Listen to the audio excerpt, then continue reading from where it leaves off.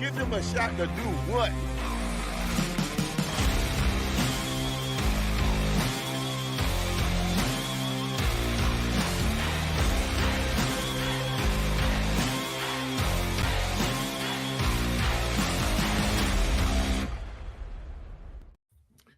On today's pod, me and Bert are going to do some. Whoa, what was that? Did you hear that, Sam? I did. Oh, what is that sound? Oh, it's me listening to the pod on YouTube. Trying to boost the algorithms. I forgot to mute it. I was like, what is that sound? Yeah, we're going to do some NHL playoff predictions, talk a little NBA, and if Odell Beckham Jr. is going to save Lamar Jackson in Baltimore, and then we are going to do some hot. We usually do this for the NFL, but we're gonna do it today for baseball, Bert. We're gonna do some baseball predictions. Outside looking in, little OLI on my top 5. The Mets have 2 Cy Young candidates in the rotation. Did you know that? Ooh, no, I didn't. Tyler McGill and Kodai Senga. Yeah.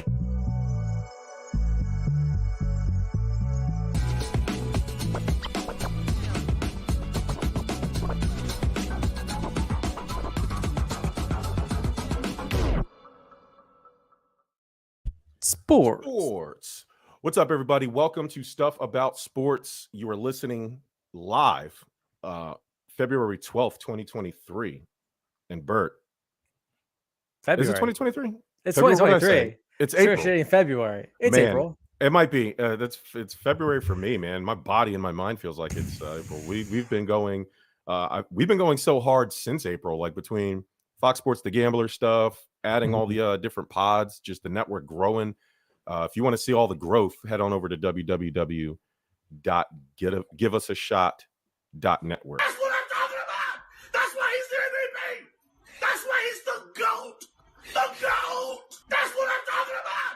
That's why Twice. he's the MVP. Twice. That's why he's the GOAT. The GOAT. That's JT and the Don. That's why he's the MVP. That's why he's the GOAT. The GOAT. High Spot Podcast. That's why he's the MVP. That's why he's the GOAT. The GOAT. That's what The Divide Live. That's why he's the MVP. That's why he's the GOAT. The GOAT. That's what Stuff about sports. That's why he's the MVP. That's why he's the GOAT. The GOAT. So, Bert, NBA playoffs started, but we're gonna get to that a little bit later. Tell me a little bit about hockey. I haven't watched any hockey, even though I promised you that I would absorb a lot of hockey this offseason. How are my Carolina Hurricanes doing? Not bad. So we can start with that because the East is still it's coming down to the last game, to say the least. So my Rangers, look, your Carolina Hurricanes have clinched a spot. My Rangers have clinched a spot. The New Jersey Devils have clinched a spot. It's really just coming down to the wild cards, both in the Metro and the Atlantic divisions in itself. So there's a couple scenarios here. First and foremost, I mean, if we look at the Atlantic division, Boston all season has been crushing their opponents. They set a franchise record for most wins. They've set an NHL record for most wins. They have like 133 points at this point. They've only lost, I think, 12 games in regulation this season. They've had some overtime losses and some shootout losses too, but to only lose 12 times out of an 82 game season is just unreal. So if we're looking at the Atlantic Division matchups, Boston, as of right now, we don't know who they're going to be playing. It's going to come down to a three-team race for wild card in my eyes. It's either going to be the Islanders, Pittsburgh, two of the following: Islanders, Pittsburgh, and likely Florida. So it's going to come down to the last game in itself. Basically, if you win, you're in. If you're the Islanders and Florida. Pittsburgh has to win, but they need Florida or the Islanders to lose because they're a couple points behind. Carolina right now holds the number 1 seed in the Metro Division, but only by a point against New Jersey. So, Jerm, here's what needs to happen tomorrow night. Okay. Your Hurricanes need to win. Oh, right. And if they don't win, they have to hope that the Devils lose. Plain and simple. So it's either win and you lock up that top spot, or if you drop that game, you better hope the Devils lose. Because if the Devils win and Carolina loses, then the Devils would jump ahead and take that number 1 spot. And then your Carolina Hurricanes would see my New York Rangers in the first round of the playoffs. If Carolina wins, we ended up getting the Devils, which, I mean, a couple weeks ago, I said they're the one team that I'm nervous about aside from Boston in the Eastern Conference of playing them. No offense against your Hurricanes, but Devils just, I think, match up again a little bit better against us. And, whoever does have that one spot, whether it's Carolina or New Jersey, again, it goes back to that wild card race between Pittsburgh, New York Islanders, and Florida to see who plays who. So we'll know more tomorrow night, but super excited because, I mean, realistically, tomorrow and Friday are when most regular season games will finish up. Playoffs, I think they said, start the 18th. So next week, NHL playoffs will begin. And that's for the East. The West is pretty much locked up in itself. And what I like to see is Seattle Kraken, new team last year, bottom of the barrel, back in it, got a playoff spot. They'll be going against number one, the Avalanche, at least in the Midwest division. When it comes down to the Central division, the Pacific division, the Golden Knights have locked up essentially that top spot, more or less. So playoff picture out west, what it looks like we're going to get Vegas versus Winnipeg, Edmonton versus Los Angeles. We have the Kraken versus the Avalanche. And then, of course, a Minnesota Wild versus Dallas. Essentially, I don't really foresee, looking at the standings now, honestly, not much can change. I take that back. A couple things can change, but not in terms of it really depends. So the Stars still have 2 games to play. So does Colorado. There's a point differential between them. Everything else looks to be pretty much locked up, unless for some reason, if the Knights drop the last game of the season and the Oilers win, they'll be tied. So they'd have to go with their matchups to see who plays who. But for the most part, those are the teams we're seeing. So we're going to see the Kings, we're going to see the Kraken, the Oilers, the Knights, the Golden Knights. We're going to see the Avalanche, the Stars, the Wild, and the Jets. No one else is going to creep in there anytime soon.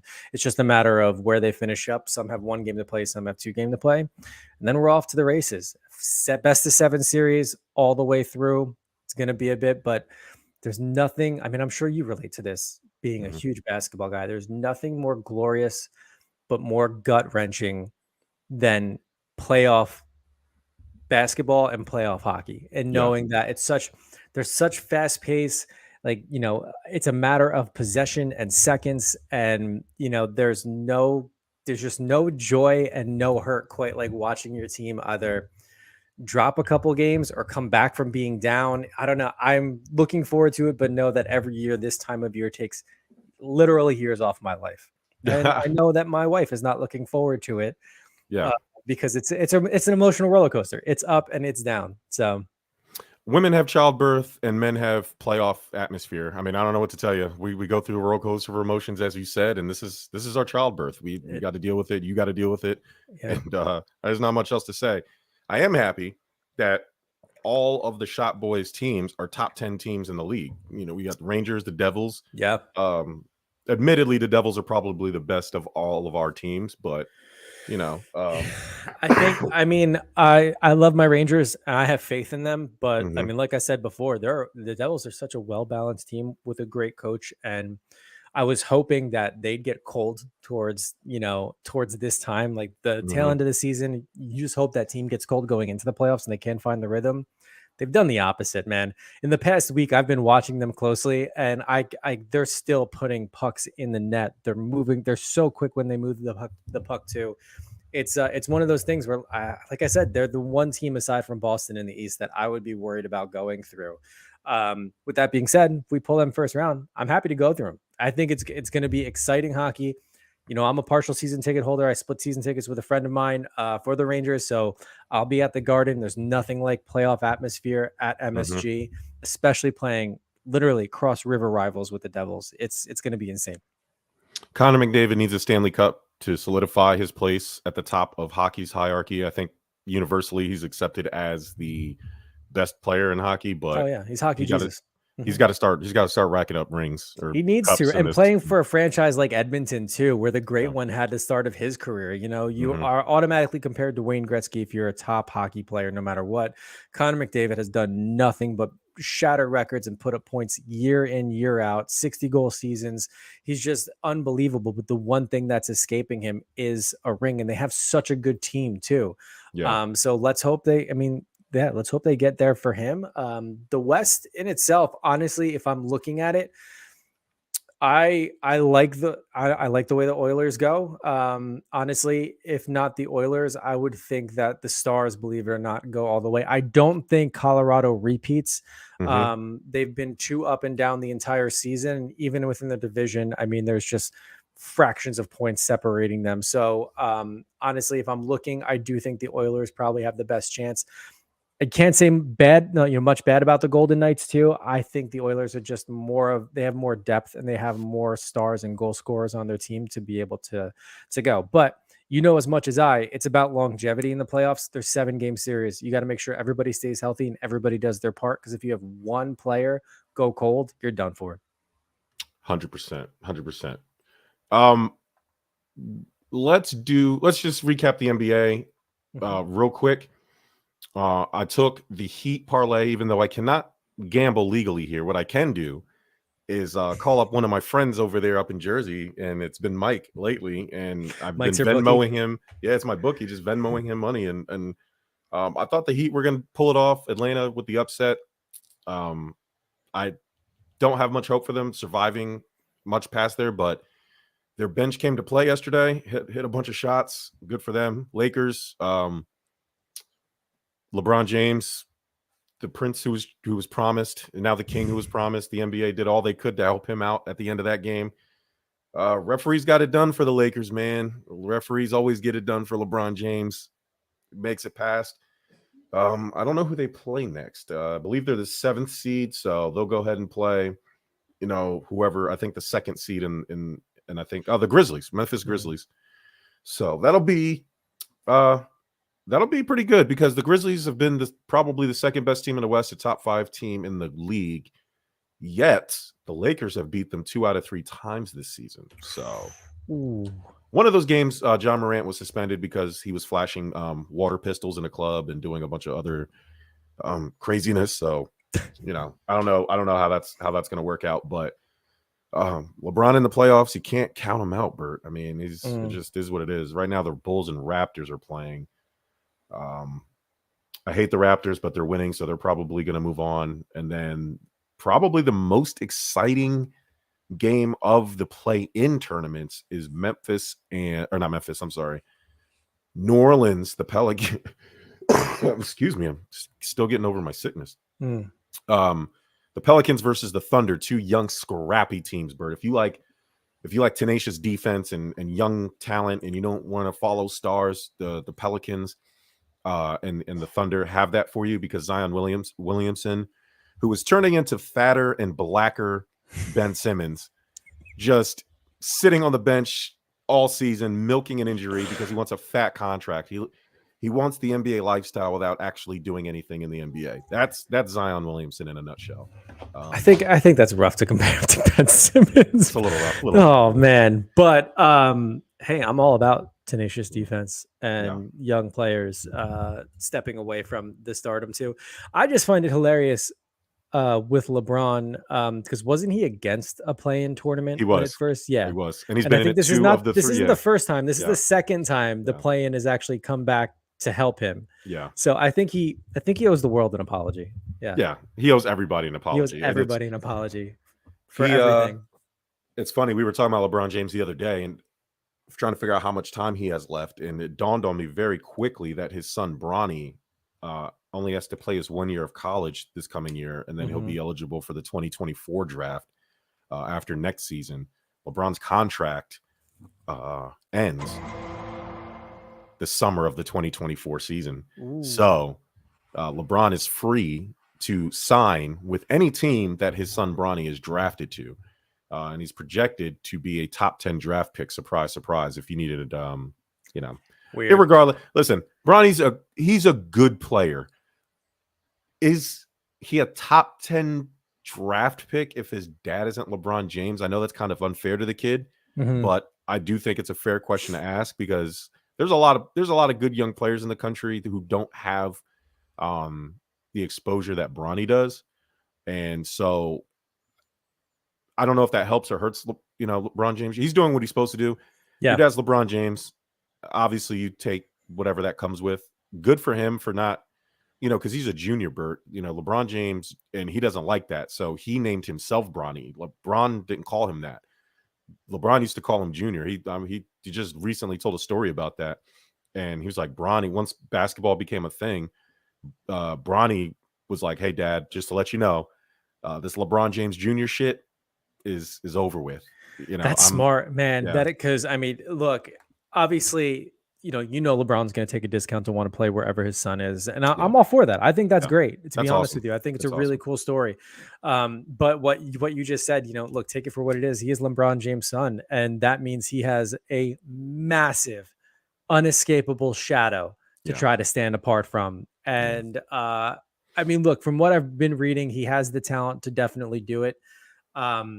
But to not want to even be a junior and want to stand out on his own, I respect that through and through. So I hope he plays with a chip. I hope he separates himself from his dad's style of play too, and just kind of becomes himself and becomes his own.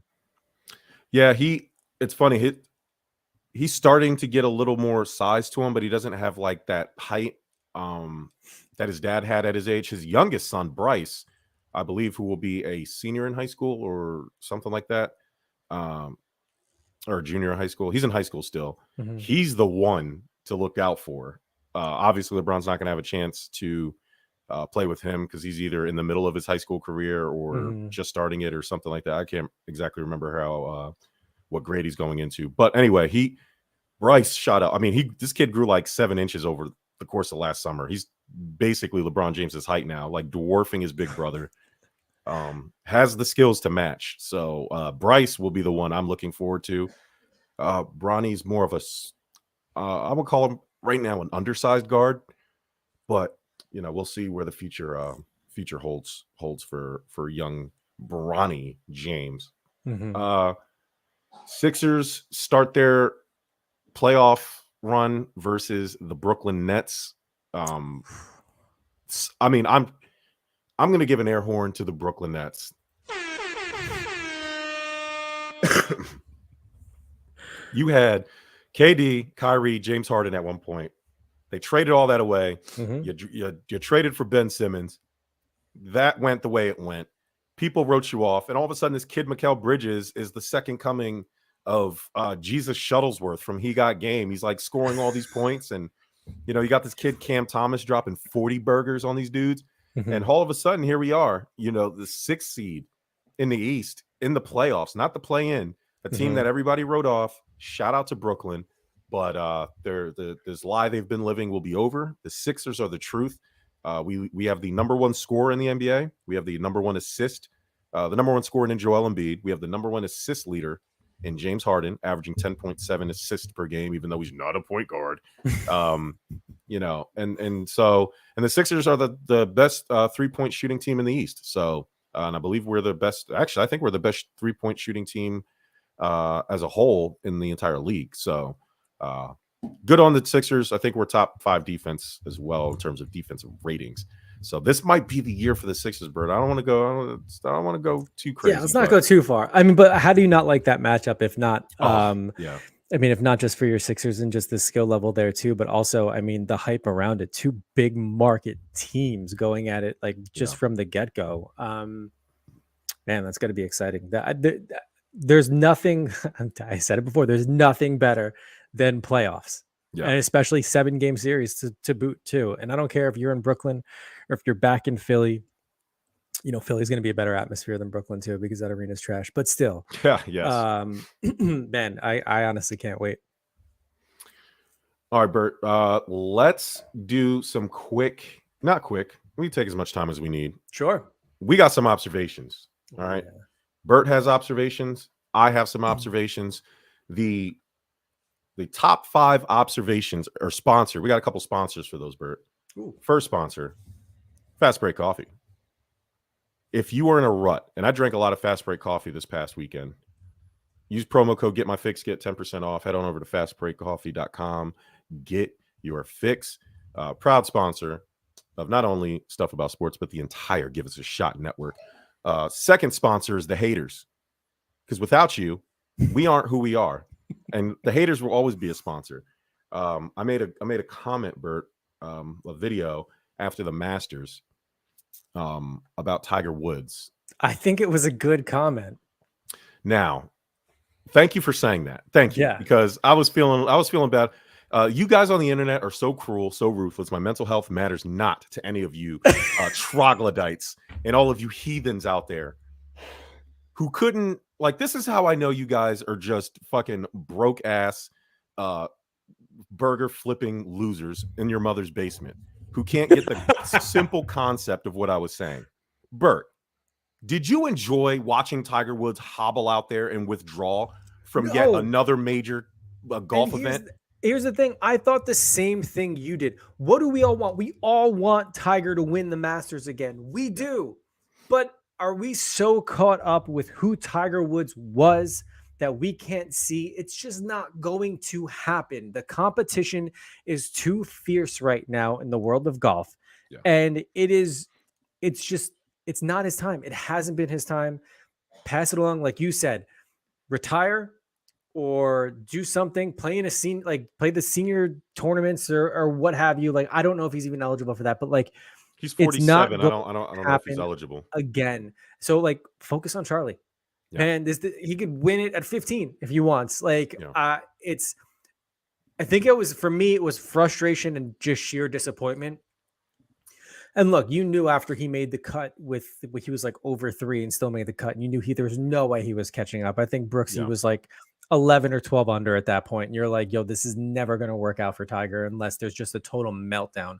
So you're happy he made the cut and he played one more day, but you knew for a fact, like, you're not playing to win at this point. But then to see him literally like hobble around and then withdraw, it's frustration and it's disappointment mixed into one. And when you have that combo, it's anger.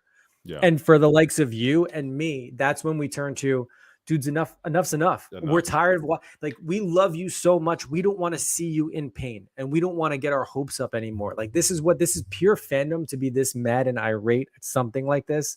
Like, we're not bashing Tiger, but I love Tiger. We have to sit here and realize that window it's closed. It's closed, locked, boarded up. Like, we have to focus on something else and we have to move on. But all you haters out there thinking that was what Jerm said was harsh, man, you haven't been watching the show because he said much harsher shit before. Yeah, about to say, you haven't been paying attention. I've been very cruel to some even less deserving people. I've been, so Tiger, and again, and maybe I should have been more clear. I don't want Tiger Woods to stop golfing. I want him to retire from competitively golfing. Stop coming out here. You have no top 10 finishes at all this year. The last top 10 finish you had was 2019. Okay. You have no wins, obviously, if you don't have any top 10 finishes. You are the 997th ranked golfer in the world, Tiger. Now, in comparison, this is where the clip came from. You have Phil Mickelson out there at age 52, Bert, tying for second, almost in position to win the thing. That's what Tiger needs to be doing. But he hasn't even been close. He hasn't been close. Oh, he almost lost it. Phil Mickelson didn't almost lose his leg. Listen, I've said it before. I am in the results business, not the excuse-making business. If he felt good enough to be out playing in the Masters, you go out there to win, dog. I don't want to hear this leg shit. You go through your rehab, you go through your practices, and you make a decision to play. Stop withdrawing from these major tournaments. Oh, well, he's still making the cut. That's Tiger Woods' bar now. That's the bar for normal dudes. Make the cut, make your couple thousands of dollars. Good for you. This is Tiger Woods we're talking about. The bar is now higher. And so I understand he wants to break this record, and I'm sure he's going to continue to play because he's going to break the most cuts ever record that he's tied with now. He wants that 24th one. Cool.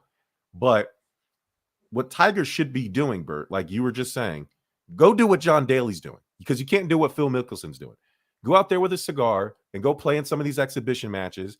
Go play golf with Tom Brady and Aaron Rodgers in the offseason on TV. Go over to Dubai with the live golfers and make massive amounts of money just to show your face.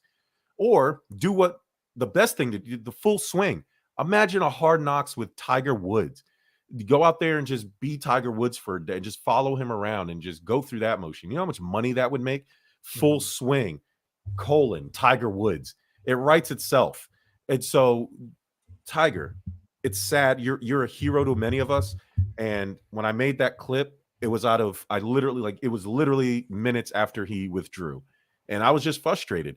It's Charlie's time now. Pass the clubs to Charlie. Like I said, never mind. I don't want to get canceled.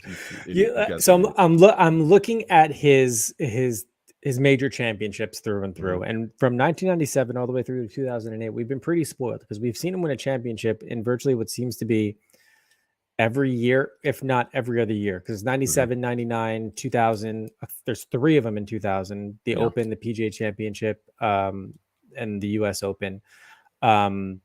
Masters back to back in 2001, 2002, back again for a Masters win in 2005. He also won the U.S. Open in 2002 as well. So there's 2 championships then. 2005, another hot year with 2 championships with the Masters and the Open Championship. And then he won twice in 2006, PGA and Open, 2007 with the PGA Championship, 2008 with the U.S. Open, and then took a 9-year hiatus and then didn't win another one until 2019. But you have to remember, between the time of 2008 and 2019 is when all those things were coming out. So he went through it and then some, came back, gave us another Masters, 4 years ago at this point? And now we're in a 4-year hiatus of him not winning anything. Yeah. And when you do the math, like we just spoke about, his injuries are catching up to him. Yeah. His back, notably. I mean, after how many surgeries? And it just seems as though now's the time to say goodbye. So, I mean, for any Boys to Men fans out there, play the song. Like, it's just like we have to. I want him to win another Masters more than anybody else, but we have to come to grips with reality at this point. It's okay to accept the truth. It's okay to admit that the legends aren't the same. It's hard. It is hard to say goodbye.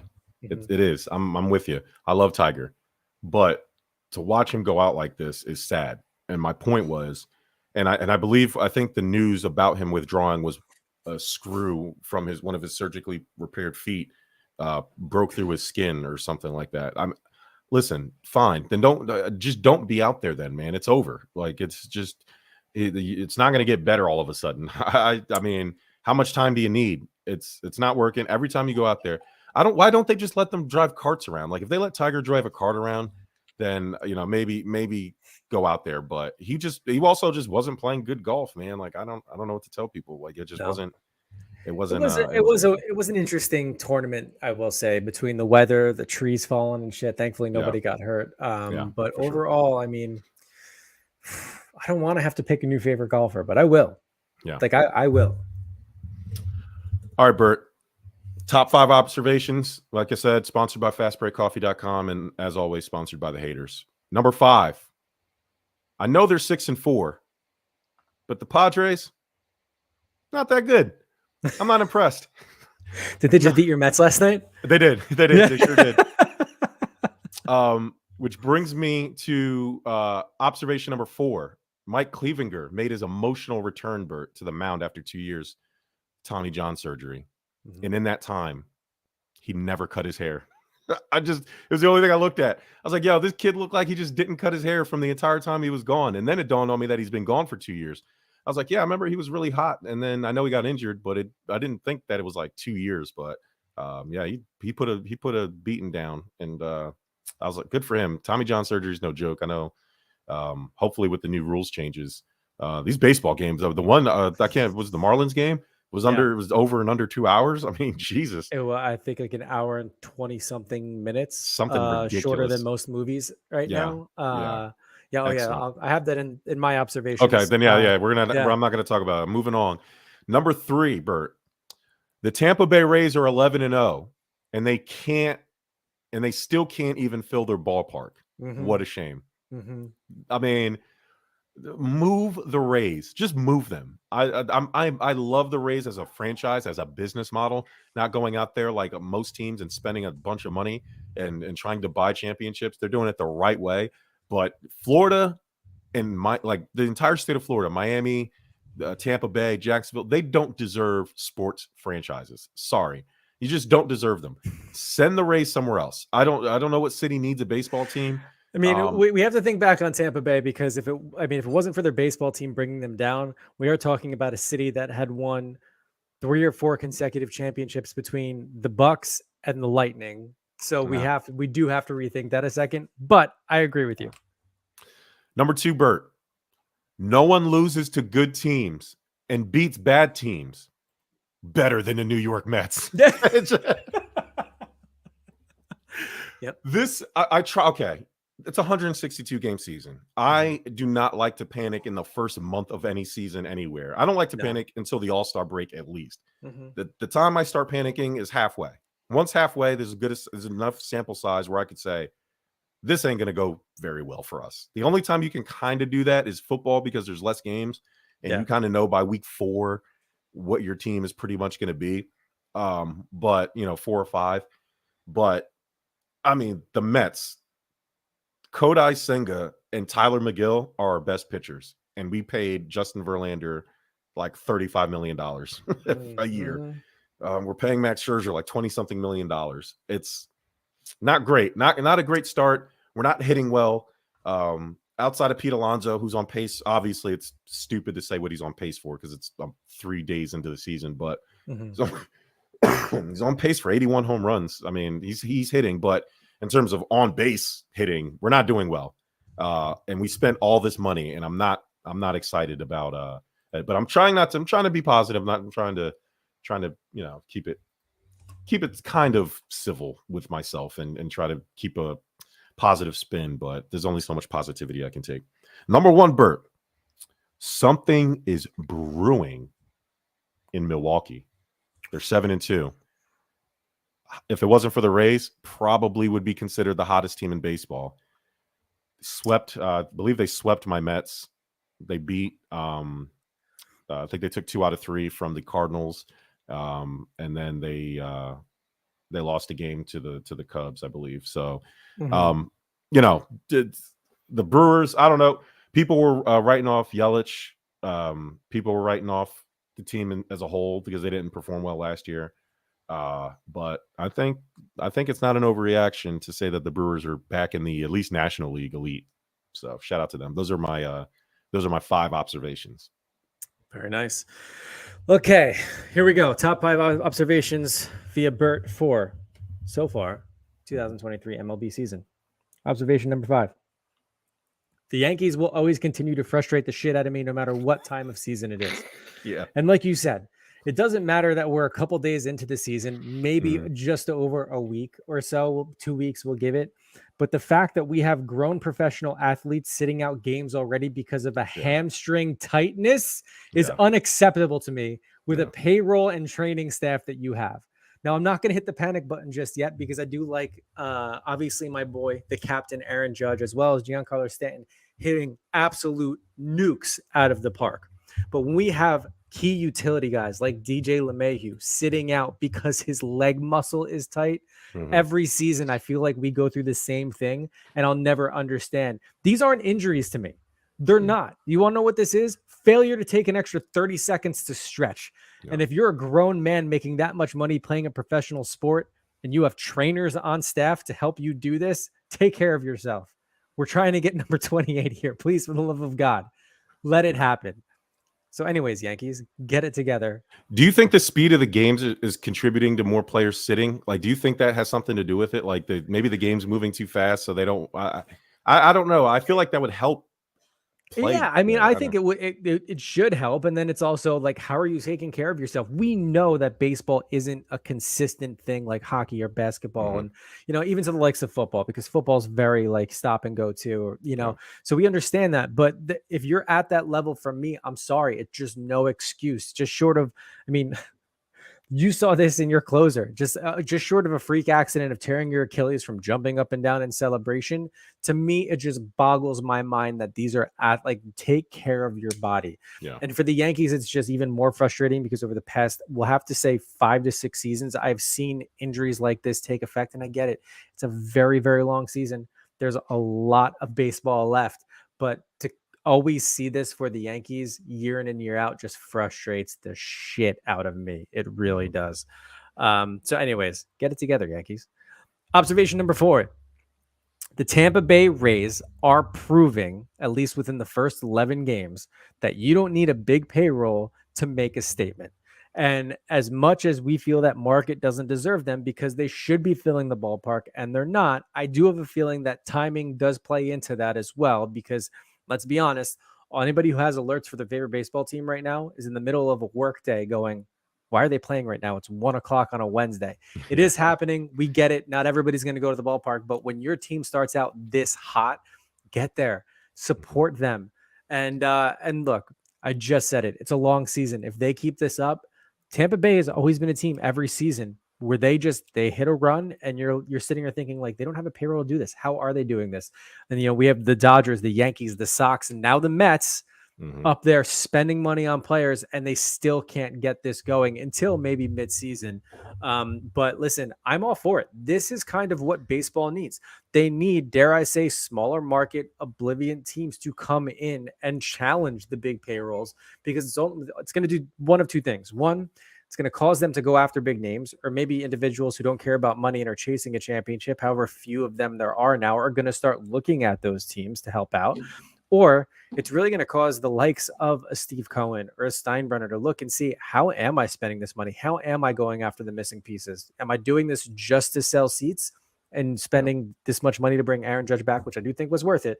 Or, do I want to chase a championship? So yeah, we'll see. But observation number 4, the Rays look nasty. They do. Yeah, they're pitching, they're hitting. And the fact that they just took the Red Sox 0-4 is just unbelievable for me, for any Yankee fan. Observation number 3, make baseball fun again. And the pitch clock has done it. Yes. Gone are the days where people go to a ballpark and have more fun strolling around the concourse and shopping and eating than they do actually watching a game. And you want to know a fun fact? Because the games are shorter, concessions are actually selling more items because more people are showing up early, getting as much beer and food as they can, and then sitting down to watch their seat and knowing that if you're not in your seat, you're going to miss half the game. You don't have time to wait around anymore. Also, Bert, and a tweet came out today from Jeff Passan from ESPN. Not only are that, like, the Brewers they're keeping concessions open longer. Usually they shut down at the 7th inning. Brewers shut them down after into the 8th inning. And that includes beer. Also, on average, people are staying at the games longer. Yes. So like most people leave games during blowouts or when you kind of know your team's going to lose. Obviously, if it's tight or it's tied or whatever, people stay to the end. But generally in games where the score is already decided pretty much, people are still staying to the end of the games because the games are shorter. Exactly. Which is awesome. Yeah. You shave a half an hour off of a baseball game and it is huge. This is what baseball needed. Now that leads me into, what was that, observation number 3? Observation number 2. I love seeing more ejections. Even at the tiniest bit of challenging when it comes to a pitch clock. Who called time? We just had Manny Machado not understand what an up meant. Was he going to give him time? No, there was a miscommunication. When said time, that's, hey, get in that box. You're not getting time. And he thought he was getting time. And all he did was ask for clarification. And guess what? See ya. I love it. I love it because the hockey fan in me wants to see more conflict. I want to see managers come out and get in faces. I want to see the passion in baseball. I want to see that you got to give us a shot. And, my boys are savages in the box. That's what baseball needs. We have the pitch clock making everything nice, clean, and short. And we have, the pitch clock also making things a little bit more feisty. It's just, look, we knew this adjustment period was going to come, but I am fully reaping the benefits of this because it's just making it more exciting to me overall. Oh, yeah. Was that 3? No, it was 2, right? Okay. Last but not least, or I should say number 1 in my observation so far, Garrett Cole is going to win a Cy Young this year. He is. He's going to. He's already on time. Look, he's got 3 wins on the season so far. He looks nasty, and I have to leave my number 1 for some type of Yankee because I'm a Homer fan like that. And as much as I want to sit here and praise Aaron Judge for the specimen that he is, I feel as though I did that too much last year. So I'm hopping on Kermit the Frog, the Muppet Man himself. Garrett Cole is going to win an AL Cy Young this year. He's only allowed like 2 runs in his 3 starts too, so that's pretty. Yeah, I mean, he's looking pretty nasty. Yeah, it's pretty nasty, pretty dirty. Good for him. Good for the Yankees, man. Somebody in New York has to represent because it certainly isn't my Mets. No, the Mets are decent. Look, honestly, if it wasn't for Tampa Bay and even Milwaukee too, I mean, Milwaukee's they're 5-1 at home. So like, if it weren't for those 2 teams really out and ahead and like leading the charge, and again, I mean, we think baseball in its entirety has maybe played like 12 to 14 games. We are so early into the season, but this is what we do. We make bold predictions. But if it wasn't for the Rays and the Brewers, I mean, everybody's kind of middle of the pack of how they're doing. There's a lot of 7 and 6s, 8 and 4s, like everybody's off to their usual start. I will say, look, Detroit and the Athletics, 2 wins on the season so far, but that's really nothing out of the ordinary for the build of their team. I don't think anybody expected them to be phenomenal, but again, anything can happen. They're still 130 something games left. So we got time. So, Bert, the Baltimore Ravens made a signing, but it wasn't the signing that anybody was expecting or waiting for. Odell Beckham Jr. spurned the Jets. It looked like he was primed to go take a physical, and all of a sudden he stopped and made a detour to Baltimore and signed with the Ravens for 1 year. I believe it was $18 million, but 15 guaranteed. Yeah, 15 guaranteed. So he can make up to 18 million. So somewhere in the streets of Baltimore, Lamar Jackson is probably sitting there like, "Whoa, guys, what the fuck?" Yeah, like you're giving Odell Beckham $18 million. He's 30 something with 2 ACL injuries, and I'm 26, former MVP. But the only thing I thought about when this happened was Lamar had to have recruited OBJ. He had to. If you were OBJ and you were trying to win a ring now, and you are trying to prove something, you don't go to a team like Baltimore on a whim. You go to a Kansas City, you go to a Buffalo or New York Jets with an Aaron Rodgers potentially. You go to one of these, you go to a, I don't know if I want to put Jacksonville there yet, even though Trevor Lawrence has looked like that dude, but you go to like the Chargers, you go to one of these teams that are poised. He's done playing in LA. He wanted to leave. That was why. I'm sure. I'm just saying. Team like that. Like, you don't go to a Baltimore, who's been one of the worst passing teams in the NFL statistically since Lamar Jackson got there. Now, obviously, a lot of that had to do with they didn't really have any weapons, but now they were spotted in the club together after the signing.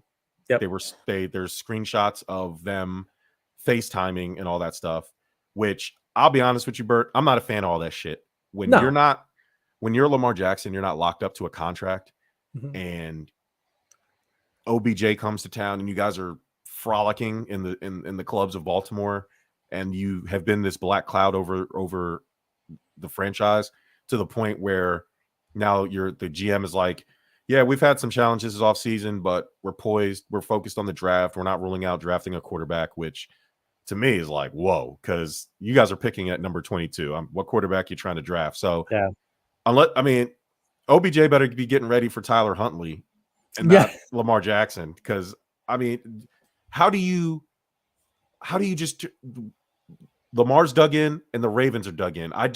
You don't just turn around and just give Lamar what he wants now. So I don't think they can. I don't think they can, and I don't think they will. I think so.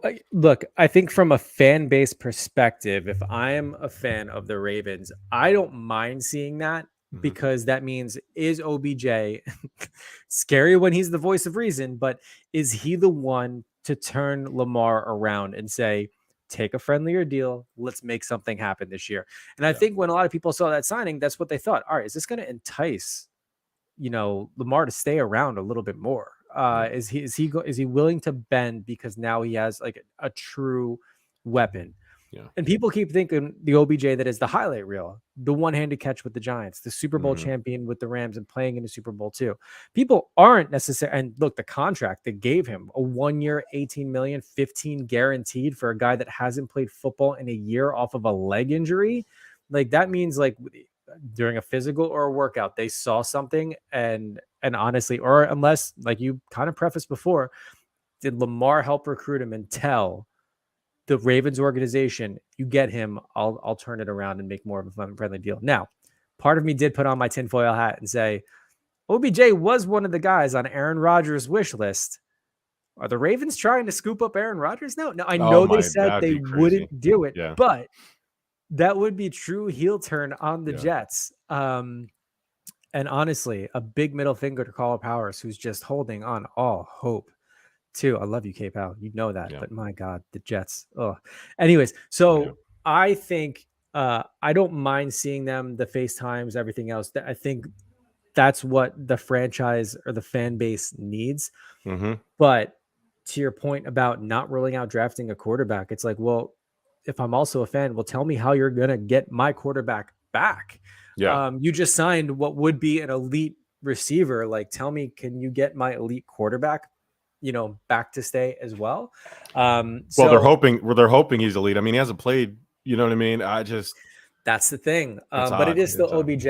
Yeah. With that being said, all his athletic prowess aside, it is still the same Odell Beckham that kind of is a locker room cancer, as we saw later with the Giants fighting kicking nets over to the Browns. When you have a receiving core, we have OBJ on one side and Jarvis Landry. Thank you. Landry on the other side. Now, granted, Baker Mayfield under center. I love my boy Baker, but I mean, rookie of the year, Baker Mayfield, you mean? Rookie of the year, Baker Mayfield. First Browns quarterback to bring them to the playoffs, win a playoff game. So and then OBJ goes, he gets his championship. Maybe this is different. I can't wait to see him honestly, in training camp to see what he looks like. But there's still that huge question: who's throwing to him?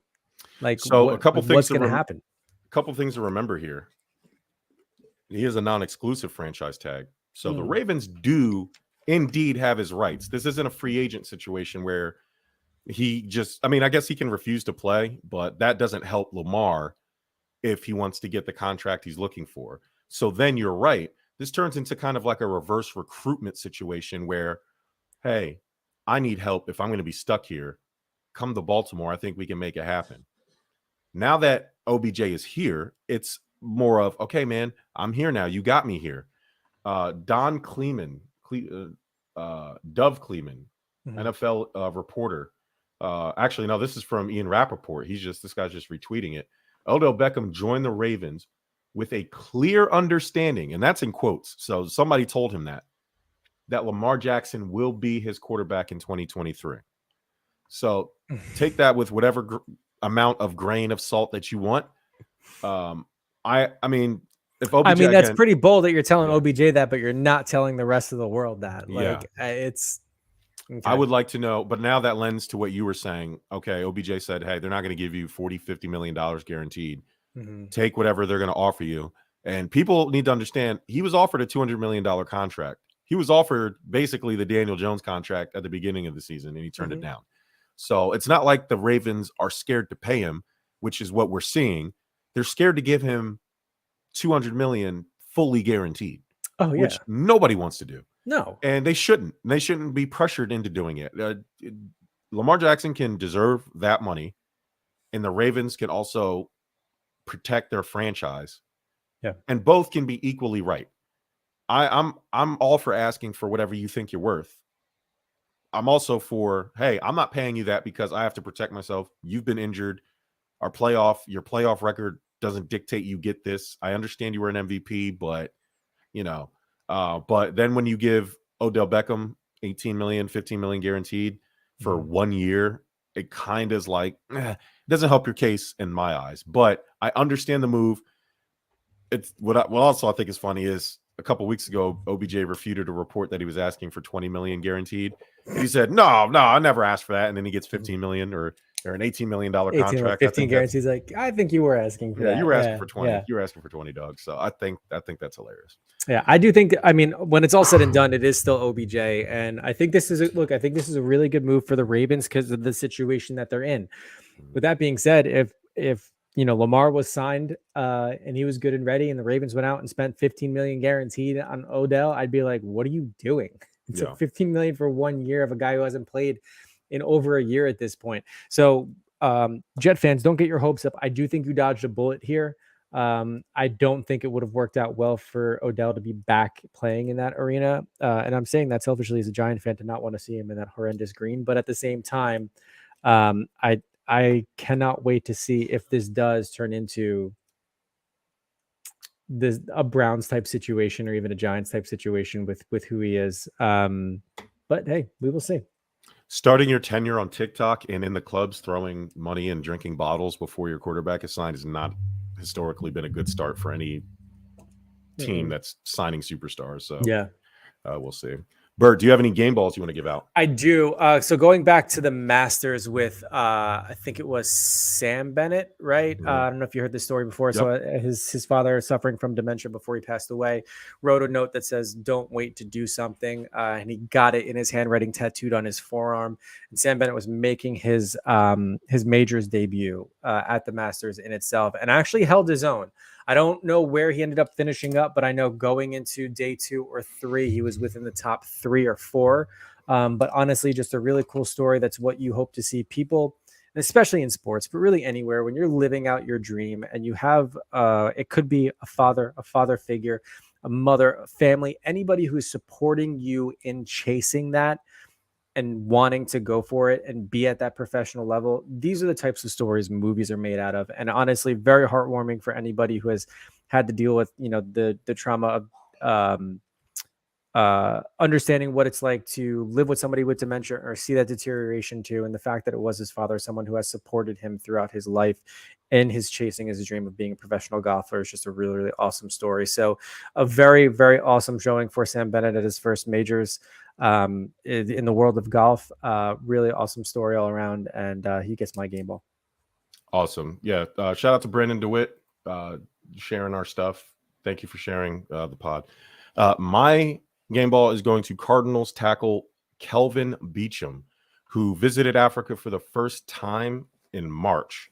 Spent a lot of time there. He came back, and now he has helped 800,000 people get access to clean water in Africa. Nice. Said it changed his entire outlook on life, and he will continue to do more work. I believe he is starting a Clean Water Pledge Foundation. So I'm sure he's going to try to give more clean water to more people, but to just deliver to help 800,000 people in one fell swoop, and you're one person, shows that there's a lot more that all of us could do in this life. So shout out to Kelvin Beachum in the Cardinals. It sucks that your quarterback is a giant crybaby. Cardinals getting new uniforms this year. Can't wait. I mean, it's about time. They haven't changed their uniform since I think we were in high school, Bert. Like it had to be like 2003. Yeah, I mean, the most they did was introduce that new color, right? Because or the black helmet, the red, white. Oh yeah, the helmet. That's what it was. Because I was gonna say they have the red, white, and black hits in itself, but it was that it was the helmet that they added. So from what I could tell, based on the draft hats that were just released, it sounds like they're the logo's not going to change. The uniform will change, and I think they're going to bring more yellow. Like there's like a more yellowish color that'll be. Hopefully, they don't have yellow jerseys. That would be awful. But Carolina Panthers also switching it up. I believe they're reportedly removing silver from their color palette and changing they're changing the hue of the blue. So the blue won't be as bright. It'll be more of a apparently the blue that's on their field is more bluish than the blue they use on their uniform, and that's the blue that they're going to be using from now on. So apparently it's like a little darker. I don't know, but reportedly removing silver. So maybe I guess that means the helmets are going to be black full time. I don't know. Yeah, that's weird. I like the black helmet, so that's cool. But to remove silver completely is kind of strange. It'd be a shock to say the least. Yeah, it'd be a shock. All right, thank you for sticking with us through the pod. We will talk to you guys next week. But in the meantime, you can go check out all of our great shows. Goat Talk with Marcus just had his first show. He's killing it on YouTube. Search for us, hashtag Give Us a Shot on YouTube, or just follow us here at the Give Us a Shot Network, and visit the website, man. Bert, thank you once again for another wonderful show. Awesome. Appreciate your time. Yeah, man. And everybody take care of each other, and we will talk to you next week.